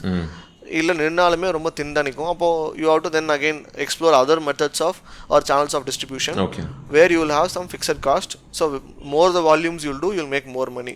அப்போ தான் வந்து டைவர்சிஃபிகேஷன் பற்றி ஒரு அதர் சேனல்ஸ் எக்ஸ்ப்ளோர் பண்ணுறதை பற்றி பிரான்ச் யோசிக்க ஆரம்பிக்கிறாங்க. ஏன்னா ரெவன்யூ இன்க்ரீஸ் பண்ணுறது உங்களோட ப்ரைமரி டார்கெட். அது நீங்கள் பண்ணிகிட்டே இருக்கணும். ஏன்னா ஒன்ஸ் யூ விசி ட்ரிவன் அப்படின்னா ரெவன்யூ இன்க்ரீஸ் பண்ணிட்டே இருக்கணும். பட் ப்ராஃபிட்டபிலிட்டியும் இப்போ கேட்குறாங்க. ஓகே, இந்த பாயிண்ட் அதை வந்து நீங்கள் வெறும் ஆன்லைன் மட்டும் பிராண்டாக இருந்தால் மட்டும் பண்ணுறது, அதுவும் ஆட்ஸ் ரன் பண்ணி வெறும் இன்ஆர்கானிக் ஆட்ஸ் ரன் பண்ணி பண்ணுறது அப்படிங்கிறது it is not at all possible today. அப்படி தான் இருக்குது சினாரியோ. ஸோ ஒன்றா நீங்கள் ஆர்கானிக்காக உங்களுக்கு வந்து லீட்ஸ் வரணும், உங்கள் வெப்சைட்டில் வந்து வாங்கணும். அதுக்கு வந்து நீங்கள் அதனால தான் இப்போ நிறையா பிராண்ட்ஸ் வந்து கண்டென்ட் மார்க்கெட்டிங் ரொம்ப ஃபோக்கஸ் பண்ணுறாங்க. எக்ஸாக்டாக குக்லாம் பார்த்தீங்கன்னா நீங்கள் பேசும்போது குக் தான் மைண்டில் வராங்க. அவ்வளோ தூரம் அவங்க சுகர் காஸ்மெட்டிக்ஸ் இவங்க எல்லாமே ஃபுல்லாகவே வந்து கண்டென்ட் மார்க்கெட்டிங் ட்ரிவன் தான் ஸ்டார்டிங்லேருந்து. சுகரை டிஸ்டிங்விஷ் பண்ணதே அவங்க கண்டென்ட் மார்க்கெட்டிங் ஸ்ட்ராட்டஜி தான் ஆக்சுவலி சுகர் காஸ்மெட்டிக்ஸ். ஸோ அதனால் இந்த மாதிரி நிறைய பெரிய பிராண்ட்ஸ் வந்து கண்டென்ட் வேணும். அது வந்து உங்களுக்கு ஒன் டைம் ஸ்பெண்டு செலவு பண்ணிட்டீங்கன்னா it's returns is almost for very long period of time. Asset மாதிரி தான் அதுவும். எனக்கு தெரிஞ்ச கான்டென்ட் எல்லாமே நான் இன்னைக்கு பார்த்துட்டு இருந்தேன். ஒரு அந்த செக்ஷுவல் வெல்னஸ் பிராண்டு கூட they have started one podcast for startup. இல்லை, செக்ஷுவல் பெரிய பிராண்டே they have started a podcast for them self. பெரிய செலிபிரிட்டிஸ் வச்சு தே கேன் அஃபோர்ட் தட். ஆனால் எல்லாருமே அங்கே தான் இப்போ ஸ்பெண்ட் பண்ணுறாங்க. நீங்கள் சொல்கிறது ரொம்ப ரிலேட்டபிளாக இருக்குது. ஸோ ஏன்னா one time spend but returns அந்த மார்க்கெட்டிங் ROI வந்து யூ வில் ரியலைஸ் ஒரு long period of time. Exactly. என்ன இப்போ ட்ரேஸ் பண்ணுறதுக்கும் இப்போ டூல்ஸ் வந்துட்டு இருக்கு. பட் ட்ரேஸ் பண்ணுறது தான் இப்போ வரைக்கும் சேலஞ்ச். கண்டென்ட் மார்க்கெட்டிங்லேருந்து எனக்கு எவ்வளோ கஸ்டமர்ஸ் வந்து கன்வெர்ட் ஆயிருக்கு அப்படிங்கிற ஒரு ட்ரேசபிலிட்டி வந்து கொஞ்சம் கஷ்டமாக இருக்குது. ஓகே, ஏன்னா சில பேர் தான் அஃபிலியேட் சேனல்ஸில் போகிறாங்க, சில பேர் வந்து டேரெக்டாக கூட வெப்சைட் போயிடுவாங்க. எக்ஸாக்டாக. ஸோ எனக்கு கம்ப்ளீட் ROI வந்து என்னால் டிட்டர்மைன் பண்ண முடியாது. அதனால ஒரு இப்போ ப்ராப்ளம் இனிமேல் கண்டென்ட் மார்க்கெட்டிங் நிறைய பிராண்ட்ஸ் ஃபேஸ் பண்ணுறாங்களே தவிர, ஏன்னா எது எஃபெக்டிவ் கேம்பெயின் எது இன்எஃபெக்டிவ் கேம்பெயின் அப்படிங்கிறது அவங்களால பட் இதே மெட்டா ஆட்ஸ்லையோ இல்லை இதுலேயோ வந்து பண்ண முடியும். யூ கேன் பர்ஃபார்மன்ஸை வந்து நீங்கள் கால்குலேட் பண்ண முடியும், ஒரு கேம்பெயின் எவ்வளோ பர்ஃபார்ம் பண்ணியிருக்கேன்னு. பட் இதில் பண்ண முடியாதது ஒரு பெரிய ப்ராப்ளம் ஸ்டேட்மெண்ட். ஆமாம். somebody who is in marketing, I think many companies are currently working also இப்போ பண்ணிட்டு இருப்பாங்க. that is gone going. But அதான் இதெல்லாம் ப்ராப்ளம்ஸ்னால இப்போ என்னன்னா அதர் சேனல்ஸ் வந்து எக்ஸ்ப்ளோர் பண்ணுறாங்க. ஷாப்ஸ் ஆரம்பிக்கிறாங்க, ஆஃப்லைனில் செட்டப் பண்ணுறாங்க. பண்ணும்போது ஏன்னா ஷாப்ஸ் எல்லாம் உங்களுக்கு fixed cost. Once you put a shop rental மட்டும்தான். அங்கே வர லோக்கல் இதை நீங்கள் கேப்சர் பண்ணலாம், டச் அண்ட் ஃபீல் கொடுக்கலாம் கஸ்டமர்ஸ்க்கு. Conversions are much higher in offline shops. உள்ள வந்துட்டாங்கன்னா ஏன்னா இன்டென்ஷனோட தான் உள்ள வரான். ஆமாம், பையிங் இன்டென்ஷனோட தான் வராங்க. இன்டென்ஷனோட தான் உள்ள வரான். அதனால conversion is much easier, much simpler.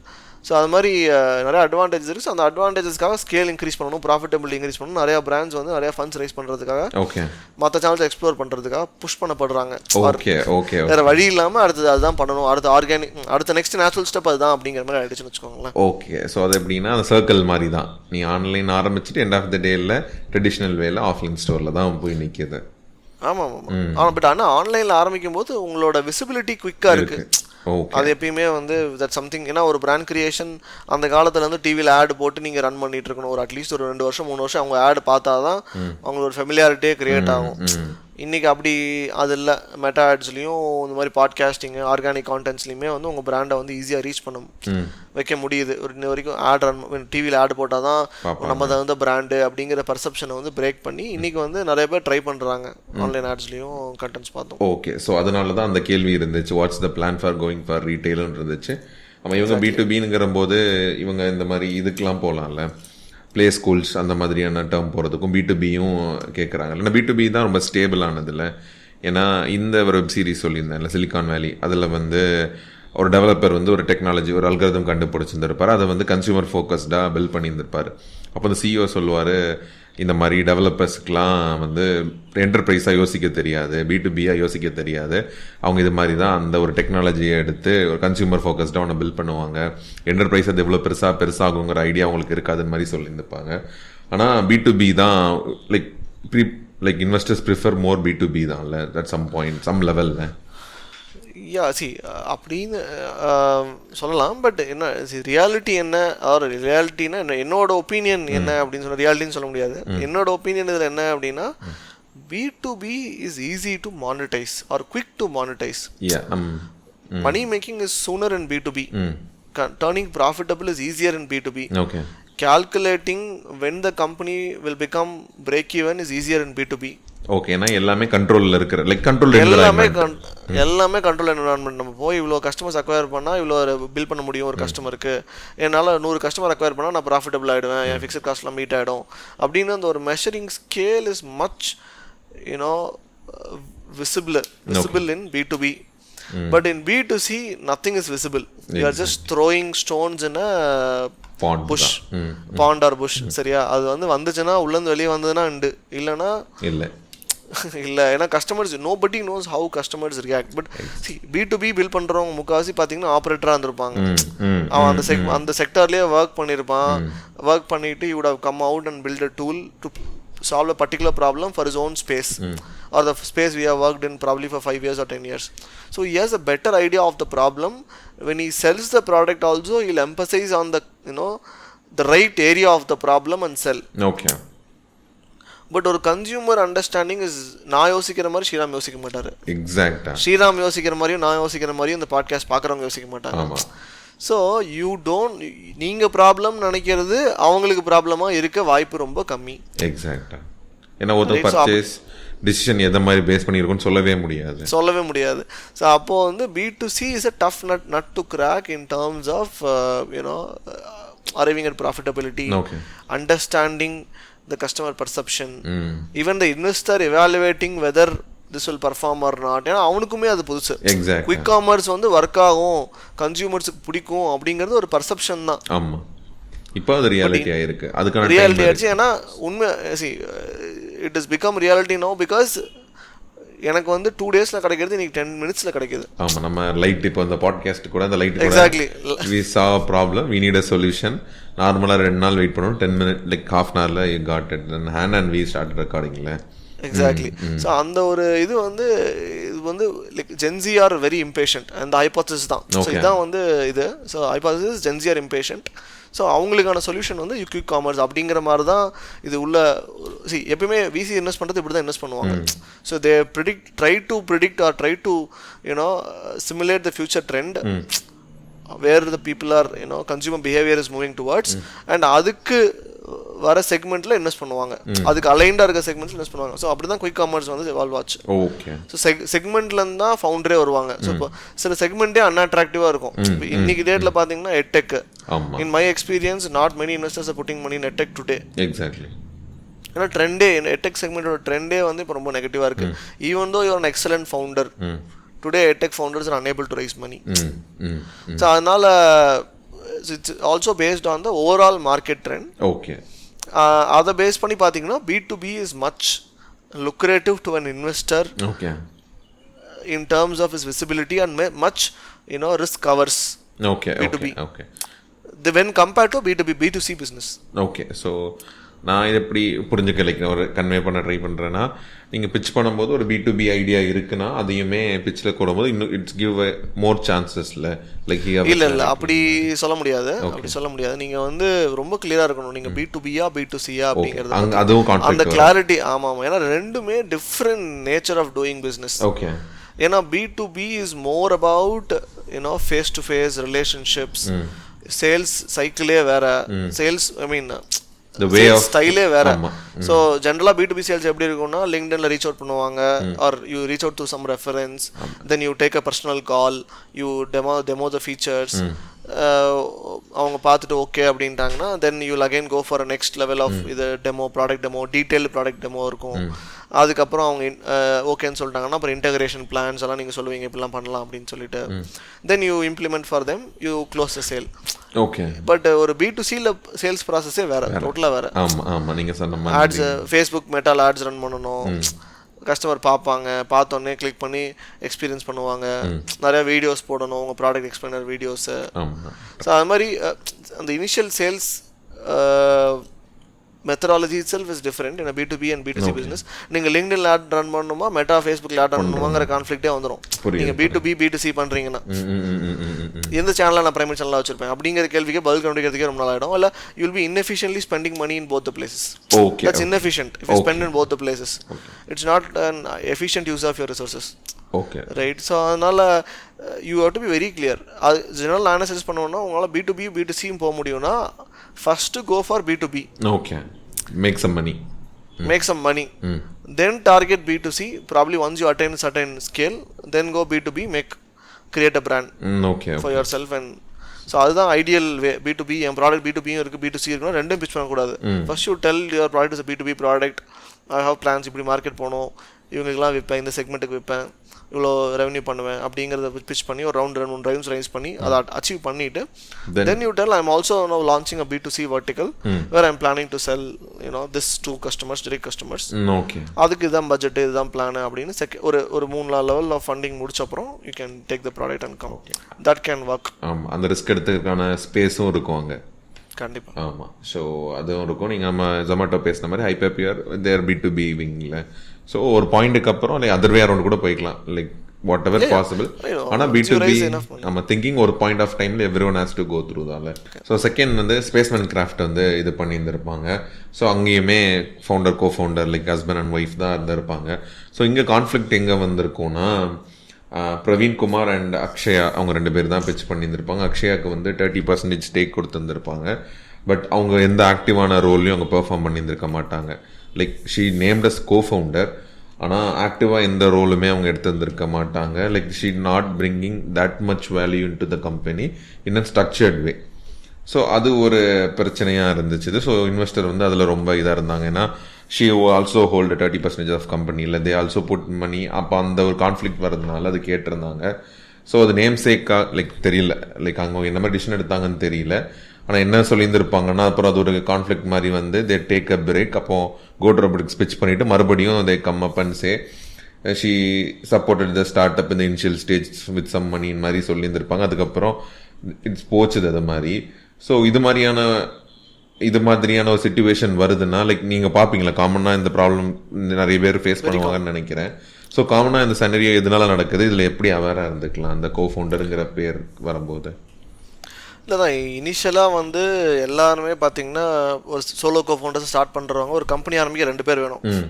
அங்கே தான் இந்த ப்ராப்ளம் ஆரம்பிக்குது. ஸோ ப்ரைவேட் லிமிடெட் கம்பெனி இந்தியாவில் ஆரம்பிக்கணும் 2 பேர் வேணும். அப்படி இல்லை நீங்கள் 1% கம்பெனி OPCன்னு ஒரு கான்செப்ட் இருக்குது. But which is not a very popular concept. அதை VCஸும் என்கரேஜ் பண்ணுறதில்ல OPCயாக போனீங்கன்னா. ஸோ நீங்கள் ப்ரைவேட் லிமிடெட் கம்பெனியாக தான் ஸ்டார்ட் பண்ணுறீங்க, 2 பேர் வேணும். அப்போ ஒருத்தர் நீங்கள் இருப்பீங்க, இன்னொருத்தர் யார் அப்படிங்கும்போது நேச்சுரல் சாய்ஸ் 2 பேர் தான் வருவாங்க. ஒன்று அம்மா, இன்னொன்று ஒய்ஃபு. ஓகே. எல்லாருமே எடுக்கிறது தான் முடிவு, எல்லாருமே எடுக்கிறது தான். ஸோ அப்படி வரும்போது முக்கால்வாசி இப்படி தான் இருக்கும். ஃபவுண்டர் அம்மா, ஃபவுண்டர் ஒய்ஃப் தான் இருப்பாங்க கம்பெனியில். பட் என்னன்னா நீங்கள் moment you decide you want go for a VC funding, you have to change this. இது வந்து நேம் சேக்குக்கு அம்மாவோ ஒய்ஃபோ வந்து வச்சிருக்க கூடாது. அவங்க ஆப்ரேஷன்ஸில் கான்ட்ரிபியூட் பண்ணுறாங்க அப்படின்னா ஒரு மினிமல் ஸ்டேக் கொடுக்கலாம். Okay. Which can average between 5 to 10%. Okay. ஆப்ரேஷன்ஸில் மட்டும் இந்த ஹெச்ஆர் ரோல் பண்ணுவாங்க, ஜென்ரலாக அது இருக்கும், ஹெச்ஆரில் ஹெல்ப் பண்ணுவாங்க, டே டு டே ஆப்ரேஷன்ஸ் பார்த்துப்பாங்க. ஸோ அந்த மாதிரி பண்ணுறவங்களுக்கு ஒரு 5 to 10% ஸ்டேக் கொடுத்துடலாம், 90% நீங்கள் ஹோல்டு பண்ணலாம். அதுக்கப்புறம் அதுக்கு இல்லை அவங்க அது கூட பண்ணலை அப்படின்னா it is always ideal to change the equity. அதையும் நீங்கள் எடுத்துகிட்டு அவங்ககிட்ட இருக்க ஈக்விட்டி ஃபுல்லாக நீங்கள் எடுத்துகிட்டு உங்கள் கம்பெனிலேயே கீ எம்ப்ளாயியாக இருப்பார் இல்லையா ஒருத்தர், from the beginning would have contributed significantly, அவருக்கு வந்து ஒரு 2% 5% ஈக்விட்டி கொடுத்து அவரை கோஃபவுண்டர் ஆக்கிடலாம். ஓகே. இது இந்த சினாரியோ எல்லாமே நீங்கள் ஃபண்டிங் போடுறோன்னு பிளான் பண்ணுறீங்கன்னா இதெல்லாம் தான் we do actually structuring. So ஒரு கம்பெனியை ஃபண்டபிளாக பண்ணணும்னா இந்த மாதிரி கரெக்ஷன்ஸ்லாம் பண்ணணும். ஸோ இப்போ இதுக்கெல்லாம் தான் we generally work with startups. So இதை மாதிரி மாற்றிட்டு then we can go for funding so that there will be not such kind of questions from VC. Okay okay okay okay. So நீங்கள் சொன்ன மாதிரி இந்த மாதிரி தான் எல்லாருமே ஸ்டார்ட் பண்ணுவாங்க. ஸ்டார்ட் பண்ணும்போது தட்ஸ் த நேச்சர் தான். ஸோ அதுலேயே நீங்கள் கொண்டு போகலாம். இப்போ ஒரு பாயிண்டில் ஃபண்டிங் போகிறதா இருந்துச்சுன்னா இஃப் யூ ஹாவ் டு அந்த மாதிரியான அம்மா ஒய்ஃபோ எடுத்து மாற்றுற மாதிரி இருந்துச்சுன்னா கோராக இருக்கவங்கள்ட்ட 2% கொடுத்துட்டு we can make him as a co-founder. இல்லைன்னா நீங்கள் சொன்ன மாதிரி 2 பேர் கண்டிப்பாக வேணும் ப்ரைவேட் லிமிட் ஆரம்பிக்கிறதுக்கு. அதுக்காக அந்த பாயிண்ட் போயிடலாம். ஸோ இது ஒன்று இருந்துச்சு. Like one of the investors சொல்லியிருந்திருப்பாங்க வில் புட் லைக் அப்புறம் வேல்யூவேஷன் ரொம்ப அவங்க 40 crore சொல்லியிருந்திருப்பாங்க, 25 crore சொல்லிட்டு valuation depends upon so much திங்ஸில். ஈச் அண்ட் எவ்ரி செக்டாரில் வந்து நீங்கள் மார்க்கெட்டாக இருக்கட்டும், அந்த செக்டாராக இருக்கட்டும், நிறைய விஷயங்களை வந்து ஸ்டேஜில் இருக்காங்கன்னு சொல்லிட்டு நிறைய விஷயங்கள் அது வந்து டிஃபைன் பண்ணும். நிறைய விஷயங்கள் வந்து அதில் ஒரு மேஜர் ரோல் பிளே பண்ண ஒரு வேல்யூவேஷன் வரதுக்கு. ஸோ அதை வந்து நம்ம டிகோட் பண்ண ட்ரை பண்ணுறதுங்கிறது ரொம்ப பெரிய விஷயம். இல்லை அதான் நியூமரிக்கல் ஃபேக்டர்ஸ் இருக்குது, நிறையா சைக்கலாஜிக்கல் ஃபேக்டர்ஸ் இருக்குது, உங்களோட ப்ரொஃபைல் இருக்குது, profile of founder, profile of investor, who wants it bad, நிறைய இருக்குது, ஃபோமோ இருக்கா இல்லையா. So it's lot of factors in picture playing. அதனால் நம்ம வந்து நியூமரிக்கலாக ஒரு நம்பர் அரைவ் பண்ண ஹெல்ப் பண்ணுவோம். இப்போ நாங்களே வந்து வேல்யூஷன் நிறைய பேர் வருவாங்க ஃபவுண்டர்ஸை வந்து கேட்பாங்க, அபிஷேக் என்ன வேல்யூஷன் பண்ணணும்னு எனக்கு தெரியல, கம்பெனி வேல்யூ பண்ணி கொடுங்க அப்படின்னு. We normally give them a range. Okay. So we tell இந்த ரேஞ்சிலேருந்து இந்த ரேஞ்சுக்குள்ளே அதை வந்து we work based on the market comparables, அவங்க லெவல் ஆஃப் ப்ராடக்ட் மெச்சூரிட்டி இதெல்லாம் பார்த்துட்டு நம்ம இந்த ஸ்டேஜில் இந்த லெவல் ஆஃப் வேல்யூவேஷனில் போச்சுன்னா this is a very good valuation, இதை சொன்னால் உடனே அக்செப்ட் பண்ணிக்கோங்க. இது வந்து தான் லோவஸ்ட் நம்பர். Okay okay. இந்த நம்பர் கீழே போனால் அக்செப்ட் பண்ணிக்காதீங்க. ஆமாம், அது ஒரு ஜஸ்டிஃபையபிளான நம்பராக தான் இருக்கணும். இந்த founder also know why I came with this numberங்கிறதுல. எக்ஸாக்ட்லி. சில ஃபவுண்டர் இன்வெஸ்டர்ஸே பார்த்தீங்கன்னா நிறைய டைப் ஆஃப் இன்வெஸ்டர்ஸ் இருக்காங்க. there are investors who are really aware of what they are doing. எல்லாமே நல்லா தெரிஞ்சு பண்ணுறவங்க, ரொம்ப படிச்சு well இன்வெஸ்டர்ஸ் இருக்காங்க. there are investors who really don't know what they are doing when it comes to equity funding. Okay. there are people very we have surprisingly we have faced many like that for our clients. So அப்போ என்ன ஆகுதுன்னா company ரொம்ப கம்மியாக value பண்ணி 50% கேட்கறது, 40% கேட்கறது first ரவுண்ட்லேயே. Okay okay. அதெல்லாம் it will kill the company உண்மையாகவே. ஏன்னா அடுத்த ரவுண்ட் ஃபண்டே அவன் ரைஸ் பண்ண முடியாது. ஸோ அந்த மாதிரி பண்ணுறாங்க. ஸோ அதெல்லாம் வந்து ரொம்ப சின்ன மணிக்கு 50% 40%லாம் கொடுத்துட்டு அபிஷேக் என்ன பண்ணுறது அப்படின்னு கேட்பாங்க. ஒன்றுமே பண்ண முடியாது, இவ்வளோ பர்சன்ட் நீங்கள் கொடுத்துருக்கூடாது. ஃபர்ஸ்ட் ஆஃப் ஆல் நீங்கள் அவர்கிட்ட பேசுங்க, பேசிட்டு வேணால் கொஞ்சம் ஷேர்ஸை வந்து திரும்ப வாங்க பாருங்கள் அப்படிங்கிறது தான் வில் பி டெல்லிங். ஏன்னா ஒன்ஸ் அந்த மாதிரி தலையை கொடுத்து மாட்டிட்டோம் அப்படின்னா ரொம்ப கஷ்டம். அது வந்து வெளியே வந்து இவன் தான் ப்ராடக்ட் நல்லா இருக்குது, ஃபவுண்டர் நல்ல ஃபவுண்டரு, எல்லாமே சூப்பராக இருக்குன்னா இருந்தாலும் உங்கள் கேப் டேபிள் மெஸ்டப்பாக இருக்குது, இந்த மாதிரி ஏதாவது தான் கேப் டேபிள் இஷ்யூன்னு சொல்லுவாங்க. இது மாதிரி நிறைய டைப் ஆஃப் இஷ்யூஸ் இருக்குது கேப் டேபிளில். ஸோ அந்த மாதிரி ஏதாவது கேப் டேபிள் இஷ்யூ இருக்குது அப்படின்னா இன்வெஸ்டர்ஸ் வரமாட்டாங்க. they will not like they don't want to take all this mess into their head. கண்டிப்பாக கண்டிப்பாக கண்டிப்பாக அவங்களுக்கு அந்த கேஸ் யாருமே எதிர்பார்க்க மாட்டாங்க. அதுக்கு நான் இன்னொரு 10 கம்பெனி மீட் பண்ணேன்னா இதே மாதிரி வேறு நல்ல கம்பெனி நான் மீட் பண்ணிட்டு போயிடுவேன். அவன் கேப் டேபிளும் க்ளீனாக இருக்கும். So that's how they think. ஏன்னா அவனுக்கு ஒரு வருஷத்துக்கு ஒரு 500 கம்பெனிஸ் மீட் பண்ணுறாங்கன்னா his target is only probably invest in 5. Exactly.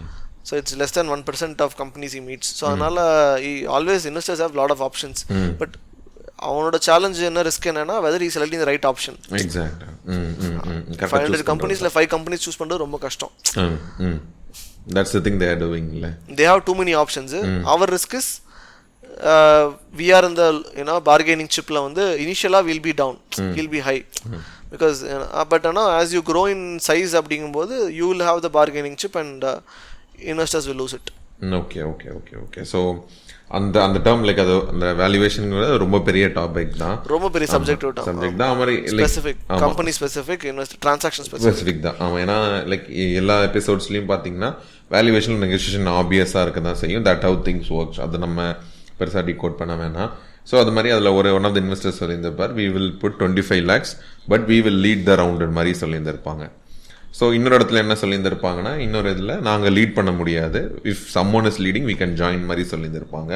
So அந்த விஷயத்தையும் டீகோட் பண்ணிடலான் மாதிரி. ஸோ இவங்க என்ன சொல்லியிருந்திருப்பாங்கன்னா, நாங்கள் 25 lakhs தான் போடுவோம் but will help you to lead the ரவுண்டுன்னு. ஸோ நம்ம ஸ்டார்ட் அப் நியூஸ் படிக்கும்போதும் வரும், this company this venture is leading and பழைய இன்வெஸ்டர்ஸும் புது இன்வெஸ்டர் ஹவ் ஜாயின் வித் தம்னு.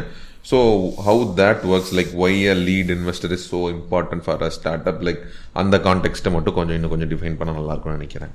கண்டிப்பாக. சரி, லீட் அப்படிங்கிறது என்னென்னா, இன்வெஸ்டர் சைட்லேருந்து இப்போ இன்வெஸ்டர்ஸுக்கு வந்து ஒரு கம்பெனியில் இன்வெஸ்ட் பண்ணுறதுங்கிறது one of their many transactions they do. Okay. இந்தியாவில் விசி ஃபார்ம் ரன் பண்ணுறதுங்கிறது it is not a easy task. It is really tough business than growing a company, to be very frank with you. Okay. Building a very VC firm is much tougher than building a startup in India, at least in India. Right? Yana lot of regulations. Okay. Lot of regulations by SEBI and Indian people are really conservative with their capital. Okay.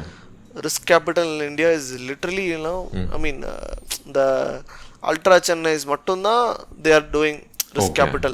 So only if you have access to UH Chennai's, Ultra Chennai's and institutional investors, you can actually start a VC fund in India, which the access is really limited. Okay. How many of us will have an access to UH Chennai, Ultra Chennai? கண்டிப்பா.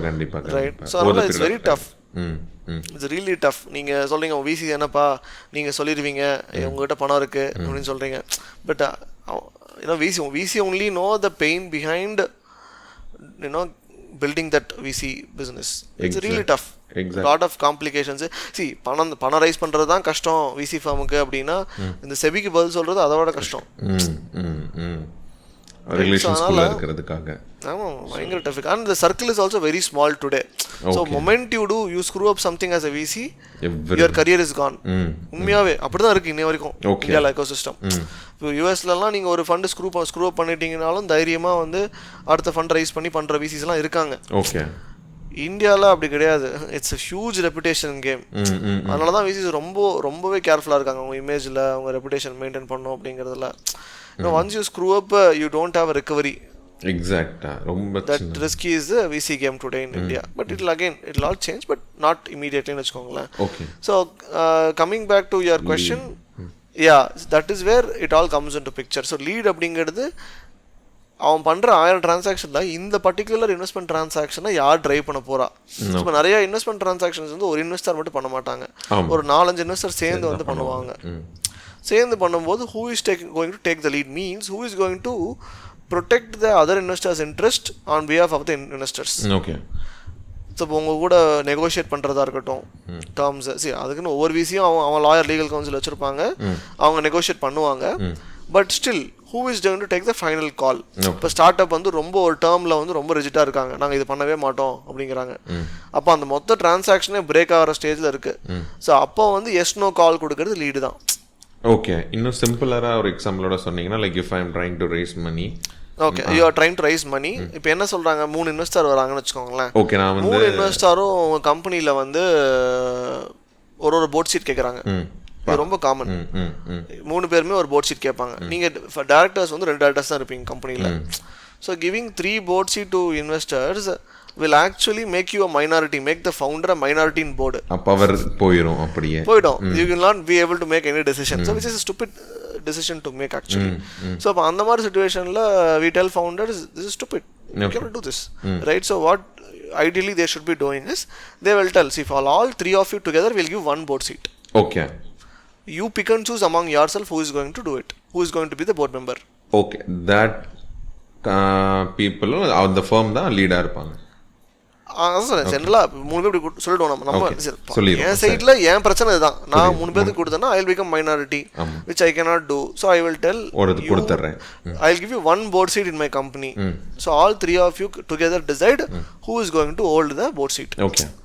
So அப்போ நிறையா கேசஸில் lead தான் எடுப்பான் அந்த board சீட்டை. So அப்போ board சீட்டை யார் அவைல் பண்ணுறாங்களோ அவன் வந்து ஜென்ரலாக லீடாக இருப்பான். Okay okay okay okay. Lead வந்து இன்னும் எக்ஸ்ட்ரா ரெஸ்பான்சிபிலிட்டிஸ் எடுத்துப்பாங்களா?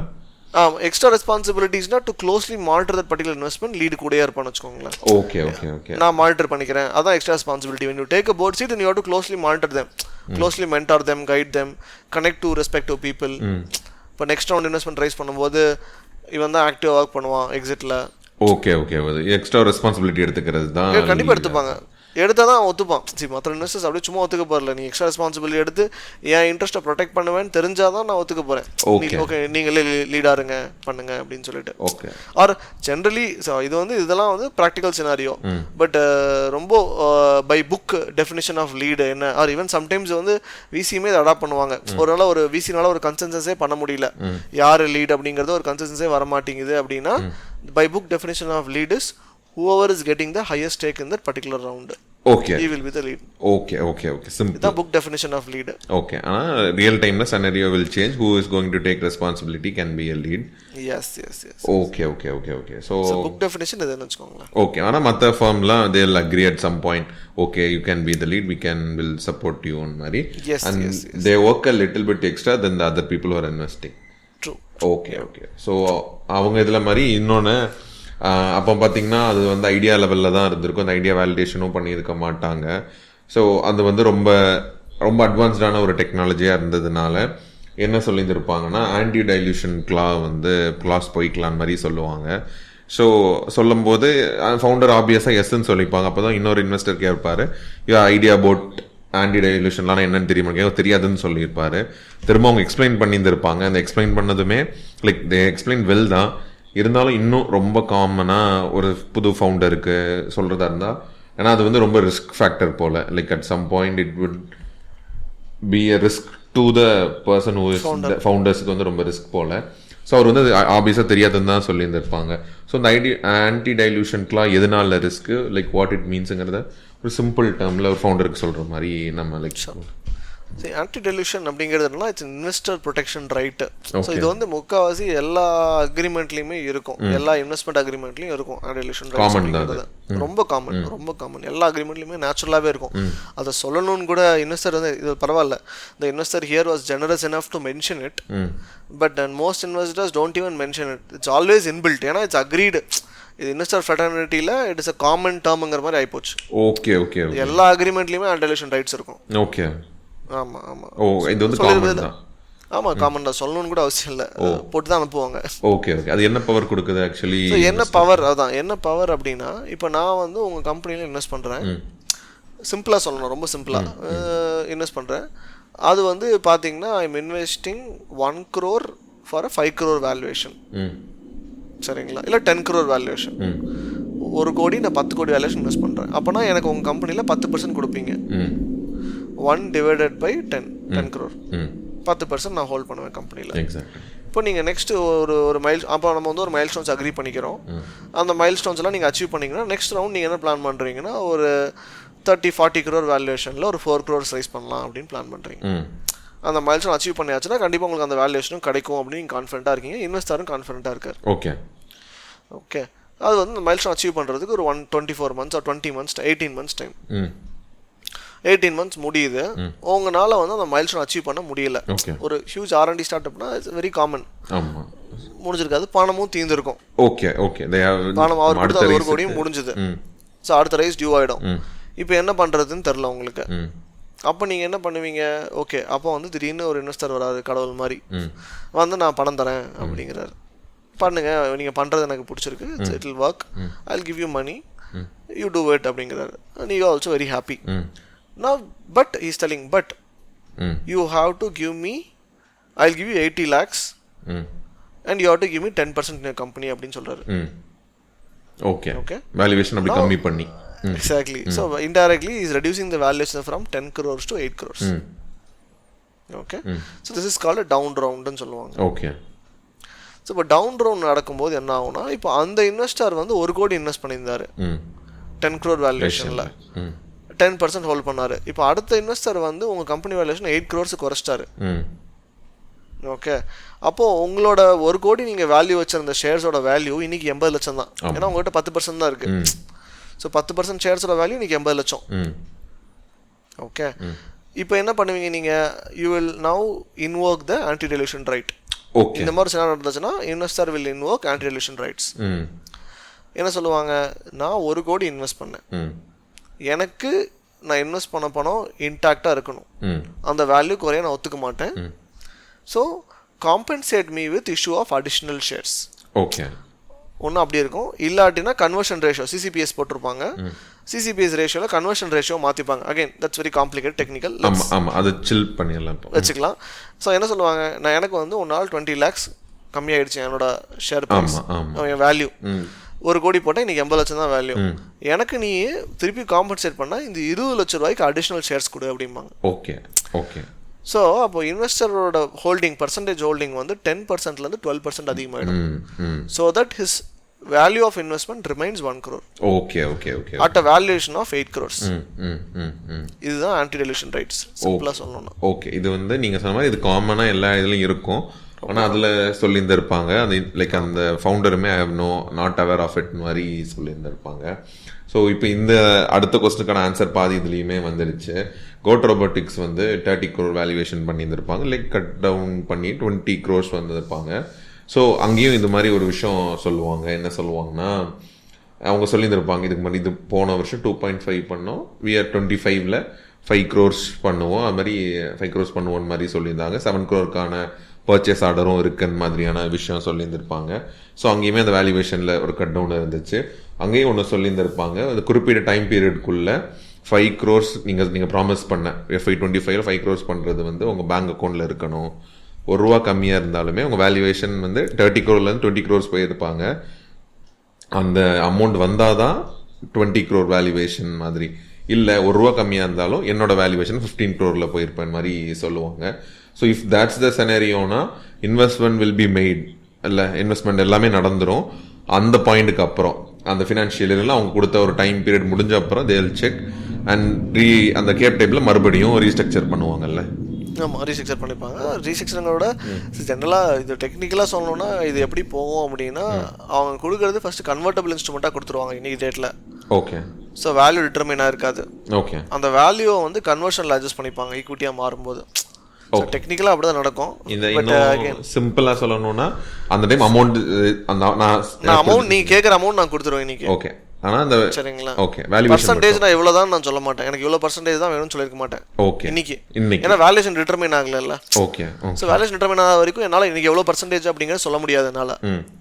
அப்போ நான் என்ன பண்ணுவேன், நான் பணம் கொடுத்துட்றேன், அச்சீவ்மெண்ட் ஆஃப் மைல் ஸ்டோன்ஸை பேஸ் பண்ணி நான் சொல்கிற வேல்யூஷனுக்கு நாளைக்கு கன்வெர்ட் ஆகிக்கட்டும். ஸோ 15 crores வேல்யூஷனில் கன்வெர்ட் ஆச்சுன்னா நான் 1.5 crores கொடுத்துருக்கேன் அப்படின்னா 10% கிடைக்கும். ஓகே. எனக்கு இதே 20 crores கன்வெர்ட் ஆச்சுன்னா எனக்கு 7.5% தான் கிடைக்கும். Okay okay okay. ஸோ அந்த பர்சன்டேஜை நான் வந்து இன்னைக்கு சொல்லாமல் ஓப்பனாக வச்சிருக்கேன், நாளைக்கு கன்வெர்ட் ஆகும்போது எனக்கு பர்சன்டேஜ் வந்துடும். Okay okay. ஆனால் இன்வெஸ்ட்மெண்ட் வந்து பண்ணிடுவாங்க, அந்த இன்வெஸ்ட்மெண்ட் வச்சு தே கேன் ஸ்டார்ட் த ப்ராசஸில். ஆமாம், start the process. Okay okay okay okay. இதுதான் கோட் ரோபோட்டிக்ஸ்க்கு. மற்றபடி எல்லா இதுலேயுமே வேல்யூவேஷன் கட் டவுன் பண்ணுறது இட்ஸ் காமன் திங். ஏன்னா அது நிறைய ஃபேக்டர் இருக்குது. ஏன்னா நீங்கள் சொன்ன மாதிரி நம்ம ஒரு ஒர்க் அவுட் பண்ணிட்டு போவோம், they know the reality well, and அதனால அந்த விஷயங்கள் நடக்குது.